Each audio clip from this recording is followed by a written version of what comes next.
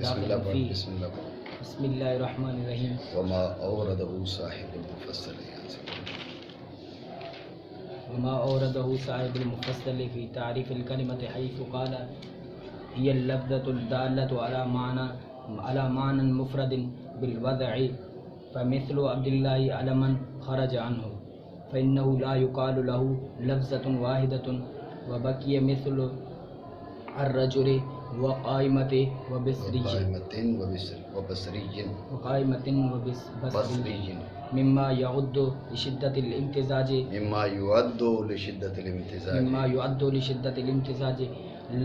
لفظة واحدة داخلا فيه، فأخرجه بقيد الإفراد ولو لم لفظة واحدة کہاں سے بنا ہے؟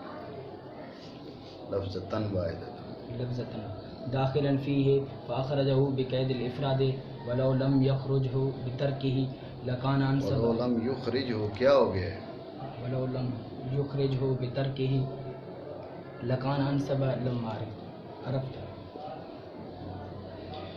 ٹھیک کہا تھا ابھی پہلے عبارت پڑھی. بسم اللہ الرحمن الرحیم. آپ کو یہ بات بتائی تھی کہ چونکہ قافیہ ماخوذ ہے مفصل سے، اب قافیہ میں جو عبارت پیش کی ہے، تعریف کی ہے کلمہ کی، اس پہ دو وجہ سے یہ سوال قائم ہوا. اعتراض کہہ لیں یہ غیر منصب ہے، دو وجہ سے غیر منصب ہے. تو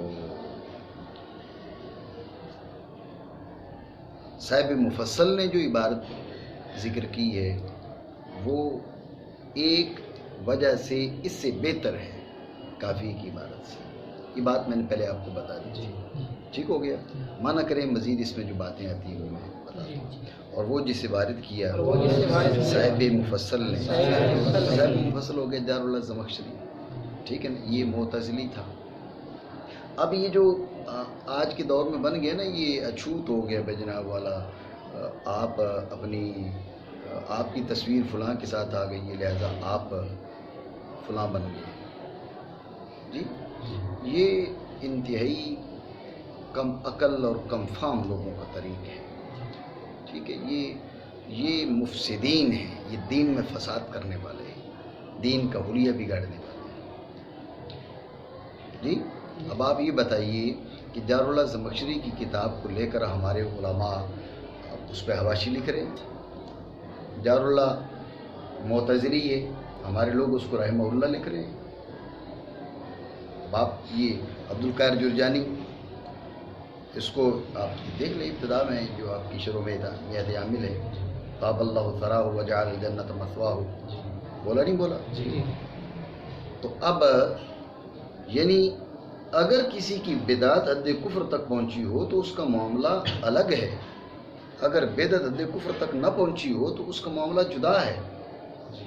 اب یہاں مسئلہ یہ ہو گیا کہ اپنے مخالفین کے لیے، اپنے مخالفین کے بارے میں جناب ایسے لوگوں کو گمراہ کرنے کی کوشش کی جا رہی ہے کہ عوام پریشان ہو رہی ہے. اس لیے کہا کہ هل افسد الدین الا الملوک واحبار سوء ورهبان. دین میں جو فساد کرنے والے وہ تین گروہ ہیں. ایک تو بادشاہ ہیں، وہ بھی فساد کرتے ہیں دینی، ٹھیک ہے. دوسرا وہ احبار السوء، یہ جو مولوی ہوتے ہیں نا، غلط مولوی، اپنے آپ کو تو مولوی غلط کہتے ہی نہیں، ان کوئی بھی غلط نہیں کہتا، ٹھیک ہے، جو جن کی یہ روش آپ دیکھ لو. اب میں آپ کو بتا رہا ہوں بھائی کشاف پہ کتنے حواشی موجود ہیں علماء اہل سنت کے. علامہ تفتزانی علیہ رحمہ کو دیکھ لو، دیگر کی علماء ہیں.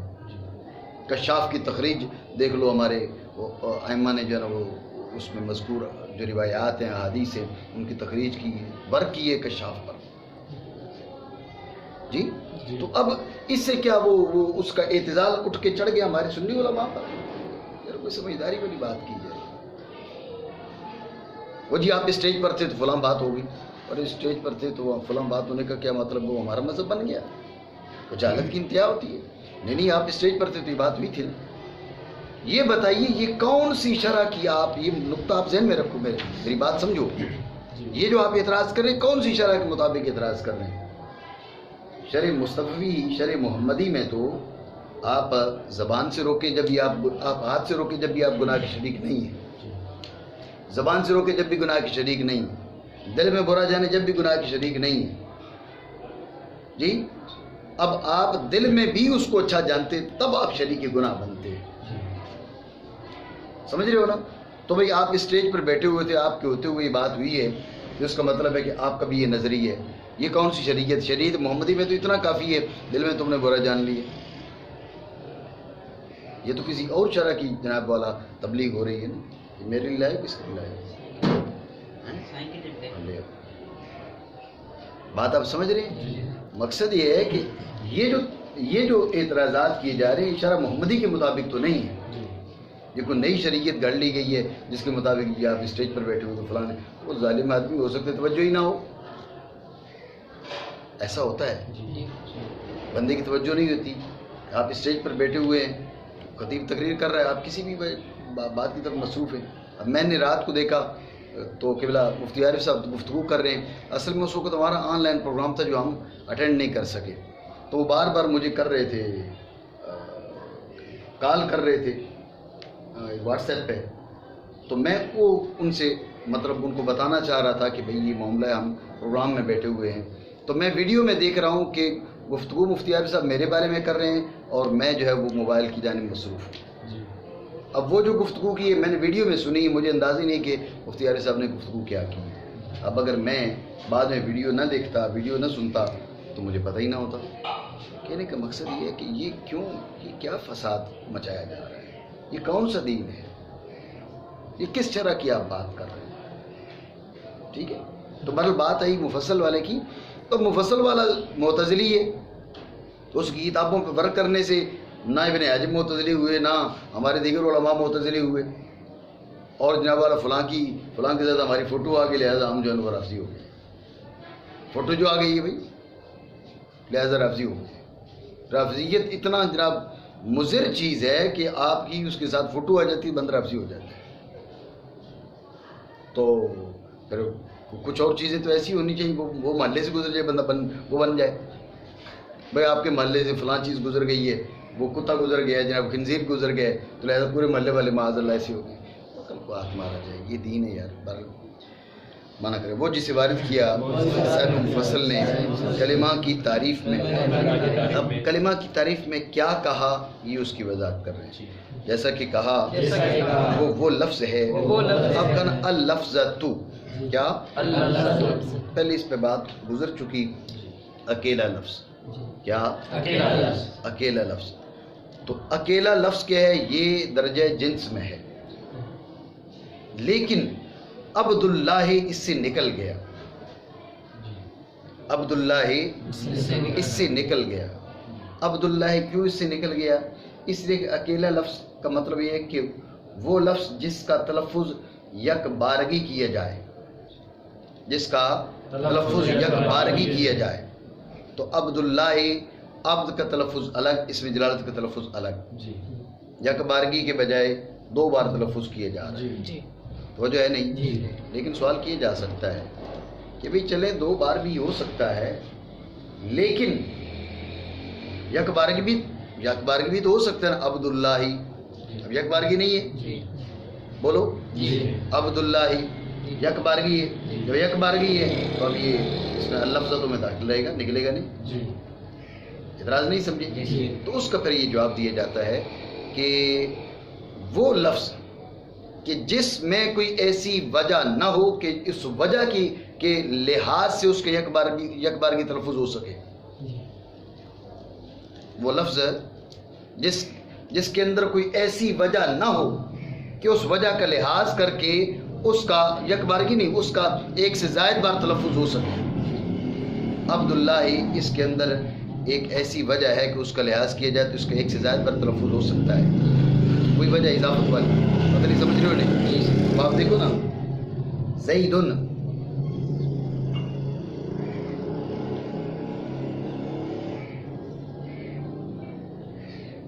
زیدن کے اندر کوئی ایسی وجہ نہیں ہے کہ اس کا لحاظ کیا جائے تو اس کا 2 بار تلفظ ہو سکے.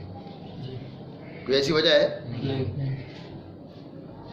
لیکن عبداللہ میں ایسی وجہ ہے، کیا؟ معنی اضافی. معنی اضافی کا لحاظ کریں تو عبد کا تلفظ الگ کر لیں، اسم جلالت کا تلفظ الگ کر لیں. معنی علمی کا لحاظ کریں تو اب یہ تلفظ ایک بارگی ہے. بات سمجھ رہے ہو نہیں؟ دوبارہ سمجھیے توجہ سے. کہا اللفظۃ، اللفظۃ کا مطلب ایک لفظ. ایک لفظ کا مطلب کیا ہے کہ وہ لفظ جس کا یک بارگی تلفظ کیا جائے، جس کا تلفظ یک بارگی ہو، جس کا تلفظ یک بارگی ہو. سمجھ آئی؟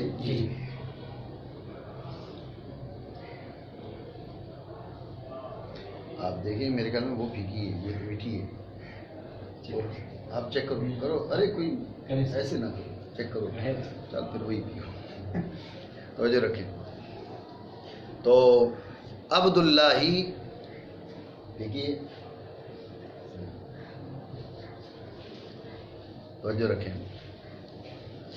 تو اس کا تلفظ کیا ہے؟ یک بارگی کی بجائے دو بار کیا جا رہا ہے. عبد کا الگ اور اسم جلالت کا الگ. بات آپ سمجھے نہیں سمجھے؟ لیکن اس پر یہ اعتراض ہے کہ اس کا یک بارگی تلفظ تو ہو سکتا ہے. عبداللہ، جیسے ہم عبداللہ جب کسی کا نام لے رہے ہیں تو اس وقت عبداللہ، اب عبداللہ کہہ رہے ہیں تو اب یہ یک بارگی تلفظ ہے. لفظ تو اس میں سے نہیں نکلنا چاہیے. سمجھے بات کو؟ تو اس پہ پہلے بات ہوئی ہے. تو اب اللفظتوں کا مطلب کیا ہے کہ وہ لفظ جس کے اندر ایسی وجہ نہ ہو کہ جس کا لحاظ کرتے ہوئے اس کا تلفظ ایک سے زائد بار ہو سکے. اللفظتو اس کا مطلب ہے کہ ایسا لفظ جس کے اندر کوئی ایسی وجہ نہ ہو کہ اس وجہ کا لحاظ کرتے ہوئے اس کا تلفظ ایک سے زائد بار ہو سکے. عبداللہ میں ہے وجہ، وہ کیا وجہ اضافی اس کی اپنی اصلی وجہ حقیقی کے لحاظ سے، وجہ اصلی کے لحاظ سے. عبد الگ ہے، اسم جلالت الگ ہے. اس کا لحاظ کریں تو عبد کا تلفظ الگ کر لیں، اسم جلالت کا تلفظ الگ کر لیں. ایسا ہے نہیں؟ تو لہٰذا یہ وہ وجہ ہے جس کی وجہ سے آپ اس کا تلفظ ایک سے زائد بار کر سکتے ہیں. لہٰذا اللفظۃ سے یہ نکل گیا. بات سمجھے؟ وہ لفظ ہے جو دلالت کرنے والا ہے. جب کہا نا وہ لفظ ہے جو دلالت کرنے والا ہے تو محمل نکل گیا اس سے. ٹھیک ہو گیا. پھر دلالت کیا ہے؟ کا علی مانن مفردن. علی مانن کا فائدہ وہی کر لیں آپ جیسے کیا کہا وہ دیا لمانن. سمجھے بات کو؟ اب اللفظۃ الدالۃ علی مانن، وہ لفظ جو معنی پر دال ہو، وہ لفظ جو معنی پر دال ہو. سمجھے بات کو؟ پھر کیا کہا؟ مفردن، وہ لفظ جو معنی پر دال ہو، معنی مفرد پر دال ہو. معنی مفرد پر دال ہو. مفرد سے کیا نکل گیا؟ مفرد سے مرکبات نکل گئی. یہ باتیں پہلے بیان ہو چکی، بات ہے ذہن میں نہیں. لیکن ایک بات ذہن میں رکھیں، مسئلہ یہ کہ وضع ہو تو دلالت ضروری ہے. دلالت ہو تو وضع ضروری نہیں ہے. تو جو ہے وضع ہو تو دلالت ضروری ہے، کیونکہ وضع کے معنی یہ ہے کہ تخصیص شیء بشیء بحیث متى اطلق او حس الشیء الاول فهم منه الشیء الثانی. یہی دلالت ہے. بات آئی ذہن میں؟ تو وضع ہو تو دلالت لازم ہے، دلالت ہو تو وضع لازم نہیں ہے. اتنی بات آئی ذہن میں؟ جب یہ بات آ گئی تو انہوں نے کہا اللفظۃ الدالۃ، دو لفظ جو دلالت کرنے والا ہے معنی مفرد پر. دلالت آ گئی ہے، آیا دلالت بالوضع ہے یا بالطبع ہے یا بالعقل ہے؟ یہ احتمالات باقی تھے. اس کا جواب دیتے ہو کہا کہ بالوضع. دال بالوضع ہو، دال بالوضع. بات ہے ہی ذہن میں؟ یہ اعتراض کافیہ وغیرہ میں ابتدا میں ہمارے اساتذہ پڑھاتے ہیں کہ جار اللہ زمخشری نے دلالت اور وضع دونوں کو ذکر کیا. ابن حاجب نے فقط وضع کو ذکر کیا، دلالت کو کیوں نہیں ذکر کیا؟ تو جو ہے نہیں. تو وہ اعتراض اسی بات سے مستفاد ہے. آپ دیکھ سکتے ہیں یہاں پر دلالت کا بھی ذکر کیا ہے، وضع کا بھی ذکر کیا ہے. برخلاف کس کے؟ برخلاف شیخ ابن حاجب کے. انہوں نے کہا کہ لفظ ودیہ لمعنی مفرد، لفظ ودیہ لمعنی مفرد، دلالت کا کوئی ذکر نہیں. تو سوال یہ کہ جار اللہ زمخشری نے دلالت اور وضع دونوں کا ذکر کیا، ابن حاجب علیہ الرحمہ نے وضع کا ذکر کیا، دلالت کا ذکر نہیں کیا. کیوں؟ اعتراض سمجھے نہیں؟ اعتراض ہے تو اس کا جواب یہ دیا جاتا ہے چونکہ جار اللہ نے پہلے دلالت کو ذکر کیا، دلالت کو وضع لازم نہیں تھی. دلالت جو ہے وہ وضع کے ذکر کو متضمن نہیں تھی. دلالت کا جو ذکر ہے وہ وضع کے ذکر سے غنی نہیں کرتا تھا، اس لیے وضع کا ذکر لازمی تھا، مجبوری تھی، برخلاف کس کے؟ برخلاف ابن حاجب علیہ الرحمہ کی گفتگو کے۔ ابن حاجب علیہ الرحمہ نے کیا کیا؟ لفظ وضع، جب وضع بولا دلالت از خود آ گئی بیچ میں، حاجت باقی نہیں رہی۔ یہ وجہ ہے کہ ابن حاجب علیہ الرحمہ نے وضع بولا، دلالت کی حاجت نہیں تھی، لیکن جار اللہ نے چونکہ پہلے دلالت بولا، دلالت کا ذکر جو ہے وہ وضع کے ذکر سے مستغنی نہیں کرتا، اس لیے وضع کا ذکر ضروری تھا۔ بات سمجھے ہو نہیں؟ دوبارہ سمجھے، میں نے آپ کو کہا کہ اللفظۃ الدالۃ علی معنی کا تو دلالت تو بالوضع بھی ہوتی ہے، بالطبع بھی ہوتی ہے، بالعقل بھی ہوتی ہے۔ یہاں دلالت کون سی ہوگی؟ اس لیے انہوں نے کہہ دیا الدال بالوضع، دلالت کیا ہو؟ بالوضع۔ سمجھ آئی بات؟ طبع نکل گیا، عقل نکل گیا، ٹھیک ہے۔ تو میں نے آپ کو یہاں بتایا کہ جو اعتراض کافیہ کی عبارت پر کیا جاتا ہے کہ کافیہ جب ماخوذ ہے مفصل سے تو صاحب مفصل نے دلالت اور وضع دونوں کو ذکر کیا، صاحب کافیہ نے وضع کو ذکر کیا، دلالت کو ذکر نہیں کیا، ایسا کیوں؟ تو اس کا جواب یہ ہے چونکہ جار اللہ نے پہلے دلالت بول دی تھی، وہ جو ہے پہلے وہ کیا بولا؟ دلالت، اور دلالت کا ذکر جو ہے وہ وضع کے ذکر سے مستغنی نہیں کرتا، دلالت کا ذکر وضع کے ذکر سے مستغنی نہیں کرتا، اس لیے دلالت کا ذکر کیا، وضع کے ذکر کی بھی حاجت تھی، وضع کا ذکر کر دیا۔ برخلاف ابن حاجب علیہ الرحمہ کی اسلوبی گفتگو کے آپ نے پہلے وضع کو ذکر کیا ہے، یا پہلے وضع کو ذکر کیا، وضع کا ذکر دلالت کے ذکر سے مستغنی کر دیتا ہے، یا پہلے وضع کو ذکر کیا اب دلالت کے ذکر کی حاجت نہ رہی، لہذا وضع کا ذکر کافی ہے۔ سمجھو بات کو؟ وہ لفظ ہے جو دلالت کرنے والا ہو معنی مفرد پر ساتھ وضع کے، مفرد کی اس کے بارے میں وضاحت ہو چکی ہے پہلے، ٹھیک ہے نا؟ یہاں پر مزید وضاحت۔ تو اب فائدہ بتا رہے ہیں جو جس کے مقابلے میں علامہ جامی علیہ الرحمہ عبارت لے کر آئے، تو فائدہ کیا ہے کہ عبداللہ وہاں جو ہے نا ابن حاجب علیہ الرحمہ کی عبارت میں عبداللہ داخل ہے اور الرجل قائمۃ بصری نکل گیا ہے، یہاں پر کیا ہے؟ عبداللہ نکل گیا ہے۔ کیوں نکل گیا؟ کیا یہ کہا اللفظۃ، اللفظۃ کا مطلب یہ ہے کہ وہ لفظ کہ جس میں کوئی ایسی وجہ نہ ہو کہ اس وجہ کا لحاظ کرتے ہوئے اس کا ایک سے زائد پر تلفظ ہو سکے۔ اللفظۃ وہ لفظ کہ جس کے اندر کوئی ایسی وجہ نہ ہو کہ اس کا لحاظ کرتے ہوئے ایک سے زائد پر تلفظ ہو سکے، سمجھے؟ تو عبداللہ کی مثل ہے حالت علمیت میں اس سے نکل گیا۔ کیوں نکل گیا؟ کیونکہ نہیں کہا جاتا اسے لفظۃ واحدہ، سمجھے؟ اسے لفظۃ واحدہ نہیں کہا جاتا، یہ واحدہ سے اشارہ کر دیا، لفظتوں میں تا وحدت کی بات، سمجھے نہیں؟ آپ سوال کر سکتے ہو کہ بھئی آپ نے کہا لا یقال لہ لفظۃ واحدۃ، تو جار اللہ نے لفظۃ واحدۃ تو نہیں کہا، صرف لفظۃ کہا ہے، وجہ ہے جار اللہ نے تو صرف لفظۃ کہا ہے نا، تو آپ لفظۃ واحدۃ کیسے بنایا آپ نے؟ تو اس کا جواب ہے کہ علامہ جامی علیہ الرحمہ نے واحدتن کے اضافے سے اشارہ کر دیا کہ لفظتوں میں جو تا ہے وہ برائے وحدت ہے۔ بات ہے یہ ذہن دوبارہ سمجھے توجہ سے۔ سوال یہ کہ جار اللہ زمخشری نے اللفظۃ کہا، لفظۃ واحدۃ نہیں کہا، جبکہ علامہ جامی علیہ الرحمہ نے کیا فرمایا؟ لا یقال لہ لفظۃ واحدۃ، واحدۃ کا اضافہ کیا۔ چلو لفظۃ واحدۃ نہیں کہا جاتا ہوگا، لفظۃ کہا جاتا ہوگا عبداللہ کو، کہا نہیں لفظۃ بھی نہیں کہا جاتا، یہ واحدۃ کا جو اضافہ ہے یہ اس بات کے اشعار کے لیے یا لفظتوں میں جو تا ہے وہ برائے وحدت ہے، سمجھے؟ نہیں کہا جاتا اسے لفظۃ واحدہ، اور باقی رہ گیا الرجل قائمۃ بصری۔ اعتراض یہ ہے کہ یہ بھی تو ایک لفظ نہیں، الگ ہے، رجل الگ ہے، قائم الگ ہے، تو الگ ہے، بصرہ الگ ہے، یا الگ ہے، تو جو ہے نہیں، تو اس کا جواب دیا کہ مما یعد لشدت الامتزاج لفظۃ واحد، ہیں یہ دو لفظ لیکن شدت امتزاج کی وجہ سے انہیں ایک لفظ شمار کیا جاتا ہے، تو جو ہے نہیں، شدت امتزاج کی وجہ سے ایک لفظ انہیں ایک لفظ شمار کیا جاتا ہے۔ اتنی بات سمجھے؟ میں بات مزید کرتا ہوں، معنی کریں۔ اور باقی رہ گیا الرجل قائمۃ بصری، اس قبیل سے جو شمار کیا جاتا ہے شدت امتزاج کے باعث ایک لفظ کان باقیہ اس میں داخل، یہ داخلاً فی باقیہ سے متعلق ہے. سمجھو بات کو, اس میں داخل توجہ ہے نہیں. سوال ہے اس پہ کہ الرجل قائمۃ بصری کیوں داخل ہے؟ کا شدت امتزاج کی وجہ سے ایک لفظ شمار کیا جاتا ہے. ایک لفظ ہے نہیں, اشارہ کر دیا نا, حقیقتاً ایک نہیں ہے. مما یعد لشدت الامتزاج لفظۃ واحدۃ, اس اشارہ کر دیا حقیقتاً ایک نہیں ہے. شدت امتزاج کی وجہ سے ایک بول رہے ہیں, ہے نہیں. سمجھو بات نہیں. مطلب یہ کہ حقیقت میں ایک لفظ نہیں ہے, شدت امتزاج کی وجہ سے ایک شمار ہوتا ہے, اس لیے ہم اس کو ایک کہہ رہے ہیں. یعنی مجازن کیا ہے, یہ ایک ہے.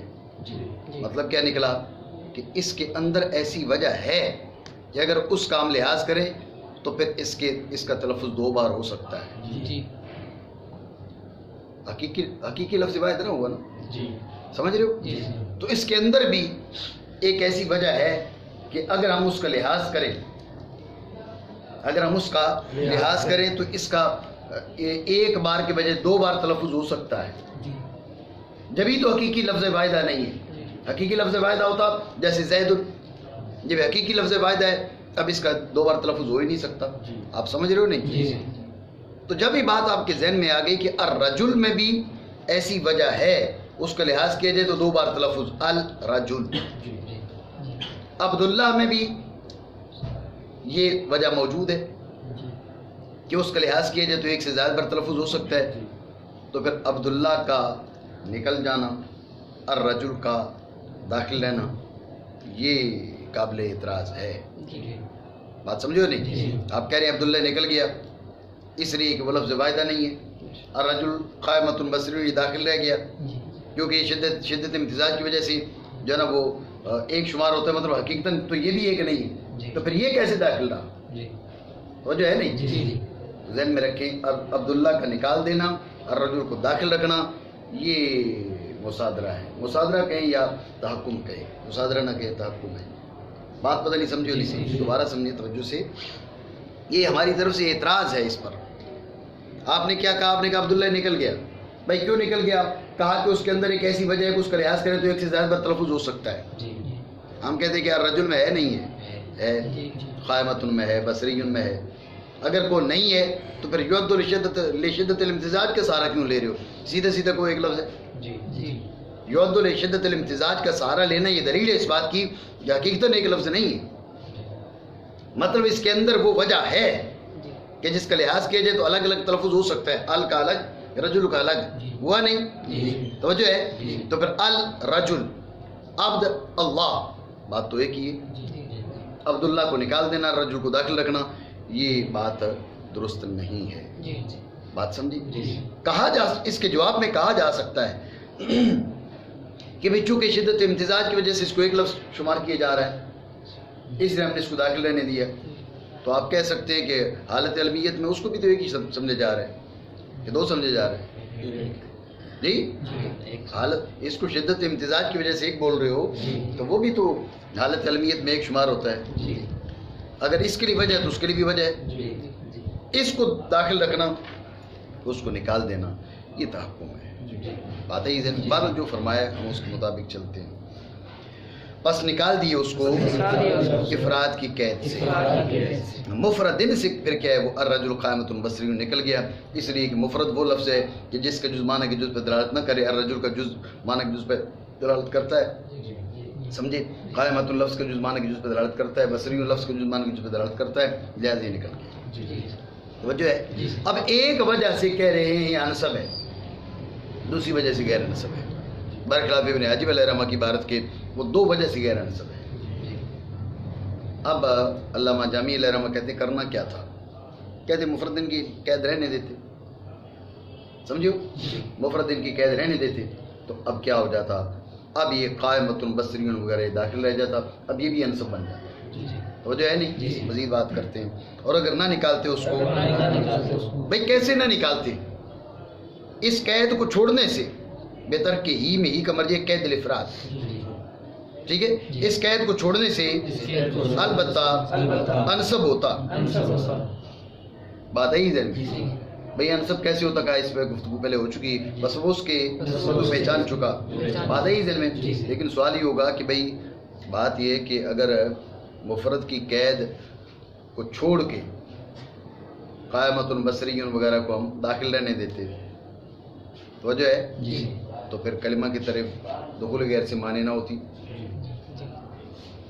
سمجھ رہے ہو؟ جی کلمہ کی طرف کیا ہے؟ دخول غیر سے معنی نہ ہوتی، اس لیے کہ وہ بہت سے مرکبات اس کے اندر داخل ہو جاتے ہیں. جی مما یعد لشدۃ الامتزاج لفظۃ واحدۃ، آپ کہہ کے وہ ان کو بھی داخل کر لیتے.